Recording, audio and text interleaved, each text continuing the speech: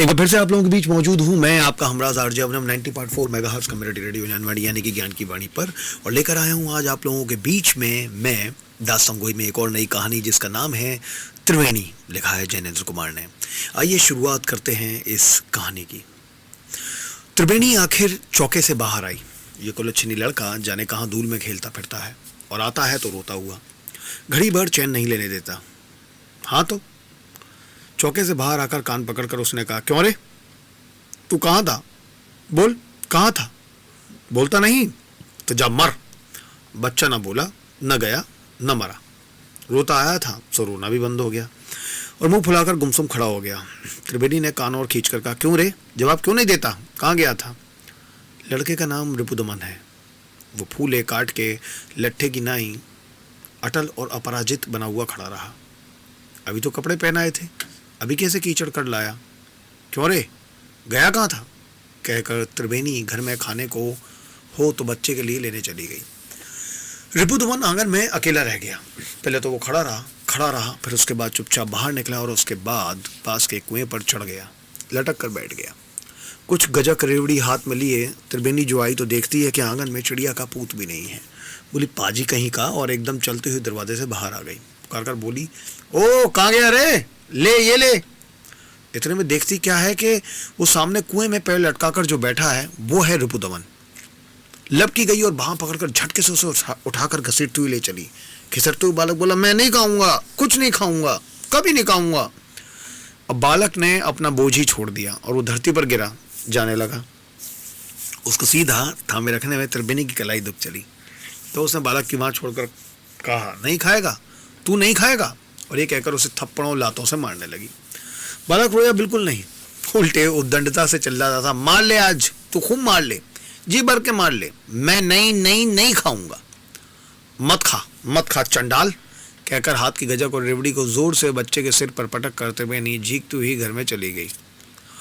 अंदर चूल्हे के पास गई, आंच मंदी हो गई थी। उसने धुआं देकर जलती हुई लकड़ी को जोर से चूल्हे के भीतर किया। पास से उठाकर दूसरी लकड़ी को भी उसमें ठूंसा, फिर जोर जोर से फूंक मारने लगी और बीच बीच में झल्लाती जाती थी। आंच आखिर बलाई। उसने चूल्हे की बटलोई को ठीक किया, फिर वहीं चूल्हे के बराबर माथे को हथेली में लेकर बैठ रही। अब तक नहीं आए, छुट्टी नहीं हुई, होगा कुछ। सच, अब मुझसे नहीं होता काम। वो जाने उनका काम जाने। अब फिर ये सांसत आए साल सिर पर रखी है। भगवान तूने औरत को क्यों जन्माया? आए दिन यही धंधे, तिस पर क्लेश। मुझसे नहीं होता, सिर तो फटा जाता है, कैसे करूं? उठकर कमरे में आकर खाट पर बैठ गई। उसका जी ठीक नहीं रहता। ब्याह के बाद से ही कुछ गड़बड़ हाल है। तबीयत अनमनाई बिचलाई रहती है। सिर में दर्द तो हर घड़ी बना रहता है। हरारत भी लग आया करती है।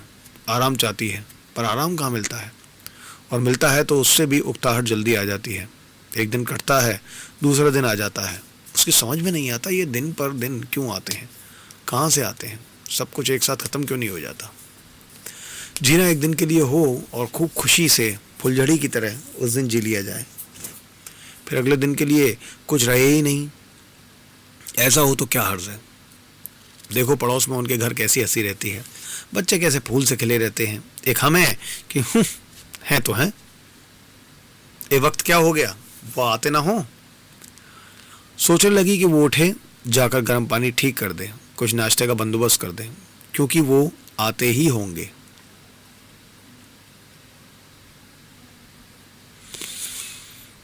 त्रिवेणी के पति मनसाराम स्कूल में मुर्दरे से 24 रुपये माहवार पाते हैं। ब्याह को 5 से कुछ ही ऊपर साल हुए हैं। बड़ा बच्चा रिपुदमन है ही। एक लड़की हुई थी जो 1 बरस से ऊपर की होकर चेचक में जाती रही। दूसरा बच्चा मरा पैदा हुआ, आखिरी गर्भ गिर गया। इस तरह 3 प्राणी हैं। सो 24 में एक तरह से गृहस्थी मज़े में निभ जाती है। 2-4 रुपये बचाकर वे दोनों जने आइंदा के लिए सेंत कर जोड़ते भी जाते हैं। इस भांति गृहस्थी की गाड़ी चली रही है। चल तो रही ही है पर चू चू भी करती जाती है।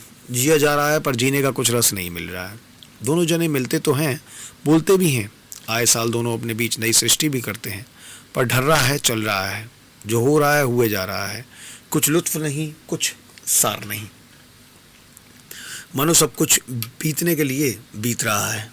मौत आवेगी तब कहीं छुट्टी होगी।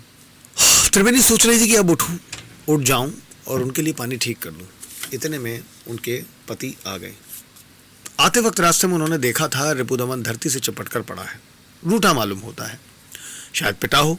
उन्होंने पूछा, क्यों रे, क्यों रो रहा है? जब पूछने और वहां पकड़कर झटकने से भी लड़का नहीं बोला, तब मास्टर ने कहा, माँ ने मारा होगा। क्यों? बालक फिर भी कुछ ना बोला। इस पर भारी मन से मास्टर बच्चे को वहीं छोड़ चुपचाप चले आए। वेनी उठ रही थी कि पति को सामने से आता देखकर खाट पर ही बैठी रही। पति कमरे में आए, साफा उतारकर खूंटी पर लटका दिया, कोट भी उतारकर टांग दिया और बिना बोले चुपचाप बाहर आंगन में आ गए। वहां घड़े से पानी लेकर हाथ मुंह धोने लगे। त्रिवेणी बैठी देखती रही। दोनों में से कोई कुछ नहीं बोला। पति ने आराम से वक्त लगाकर हाथ मुंह धोया, अंगोछे से पहुंचा, फिर कमरे में आए। वहां आकर कोट पहना और साफा सिर पर रखते हुए बोले, मैं खाना नहीं खाऊंगा आज। पल भर मौन रहेगा। त्रिवेणी ने कहा, खाना नहीं खाओगे? कल भी नहीं खाओगे? नहीं दोगी तो नहीं खाऊंगा। देखो मेरा इंतजार मत करना, लौटने में मुझे आज देर हो सकती है, कुछ काम है। काम भी है। इसके बाद त्रिवेणी ने कुछ नहीं पूछा।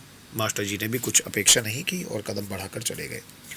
त्रिवेणी कुछ देर तक तो वहीं की वहीं बैठी रही। थोड़ी देर बाद उठी और जाकर चूल्हे में पानी झोंक दिया, बटुलई को उतार कर धरती में पटक दिया, फिर आकर खाट पर मुंह ढककर सो गई। आधा घंटा हुआ होगा कि त्रिवेणी उठी। एक साथ उठकर झाड़ू से घर का आंगन बुहारने लगी। वहाँ कूड़ा ज़्यादा नहीं था, पर त्रिवेणी आंगन साफ करना चाहती थी।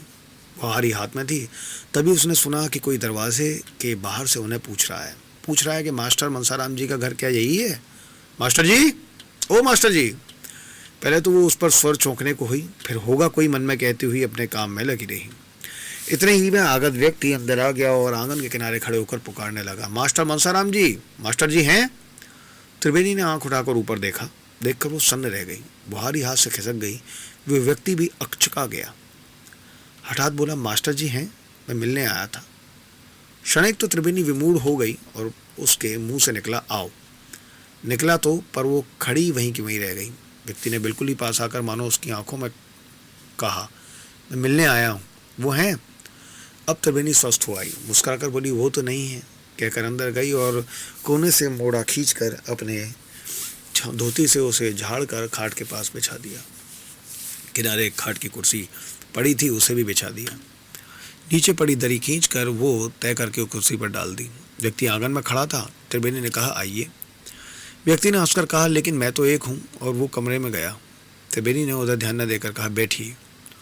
व्यक्ति के बैठने से पूर्व वो ही कमरे से बाहर चली गई। चौके में पहुंचकर उसे अचरज हुआ कि उसने चूल्हे में पानी कब डाल दिया, क्यों डाल दिया, क्या अब वो अंगूठी में आग सुलगावे? उसने अंगीठी ली और आंगन से होकर बाहर घर के बाहर चली गई। व्यक्ति ने आंगन में से उसे जाते हुए देखकर कहा, क्या कर रही हो, क्या इरादा है? लेकिन त्रिवेणी ने उसकी बात सुनी भी नहीं और बाहर जाकर एक पड़ोसिन से कहा, बीबी जी, अपने हेम से 4 पैसे का दही मंगा दो और रबड़ी, 4 पैसे की रबड़ी और 2 बीड़े पान। और तुम्हारे घर में आँच हो गई है, 2 कोयले आँच के दे दो बीबी जी, मुझे जल्दी है। कहकर पड़ोसन को पैसे दे दिए और अंगूठी कोयले लेकर चली आई। जा रही थी तब व्यक्ति ने कहा फिर से, ये क्या कर रही हो? लेकिन त्रिवेणी ने कुछ नहीं सुना। चौके में जा अंगीठी में कोयले डालकर वो जल्दी जल्दी फूंक मार कर उन्हें दहकाने में लगी रही। आँच हो गई तब वही आलू की बटलुई उस पर रख दी। अब कमरे में आई। अतिथि ने कहा, ये क्या कर रही हो, देखना कुछ। वो बोली, मास्टर जी यहाँ नहीं है। नहीं है? कब आएंगे? मालूम नहीं, देर भी हो सकती है। कितनी देर? मालूम नहीं। अच्छा तो मैं चलूँ? मिलना था मुझे, इसी गाड़ी से जाना भी है। आप मास्टर जी से ही मिलने आए थे? वो तो है नहीं। व्यक्ति कुछ देर त्रिवेणी को देखता रहा, वो भी देखती रही। सहसा वो बोला, मेरा तांगा खड़ा है, तांगे वाला इंतजार करता होगा। त्रिवेणी ने कुछ नहीं कहा, चुपचाप खड़ी रही। जब देखा उसे बोलना ही होगा, नहीं तो कहीं ये आदमी प्रत्याशा से उसे देखता ही ना जाए, तब बोली, मैं क्या कह सकती हूँ, आप आए हैं, जाना चाहें तो रोकने वाले मास्टर जी होते, वो है नहीं, क्या उनके नाते मैं रोकने को कह सकती हूँ? व्यक्ति ने कहा, त्रिवेणी, हम सच क्यों ना बोलें? सच ही है कि मुझे मालूम नहीं और अब तो कल मुझे कानपुर ज़रूर पहुँचना है, यह आखिरी गाड़ी है, मुझे जाने दो त्रिवेणी। त्रिवेणी ने कहा, जाओ ना, मैं क्या कुछ कहती हूँ, लेकिन तुम नाराज़ तो नहीं हो? नाराज़ होकर क्या कर लूँगी? देखो त्रिवेणी, इसी से मुझे और भी चलना चाहिए। लो मैं चला। व्यक्ति कुर्सी से उठा। त्रिवेणी दरवाजे की राह छोड़कर अलग हो गई, जैसे किसी की राह में बीच में होकर खड़ी होने वाली वो कौन है? वो कोई नहीं है, पति की पत्नी है और पति इस समय नहीं है। व्यक्ति ने कहा, अच्छा तो त्रिवेणी मुझे माफ़ करना। त्रिवेणी कुछ नहीं बोली। व्यक्ति चलकर आंगन में आ गया। कमरे में से ही अब त्रिवेणी ने कहा, लेकिन सुनो, मैं पूछती हूँ तुम आए क्यों? व्यक्ति मुड़कर त्रिवेणी की ओर देखता हुआ खड़ा रह गया। दिन हुए जिंदगी में एक बात आई थी, वो आई नहीं कि बीत गई। उस नन्ही सी बात की समाधि के ऊपर से बरस के बरस धड़धड़ाते हुए निकल गए हैं। वही बीती बात उन सबको व्यर्थ बनाकर आज को पल फोड़ कर हरी हरी उठ आना चाहती है क्या? ना ना ना, सोना होने दे हुआ। अतिथि कुछ ना बोला।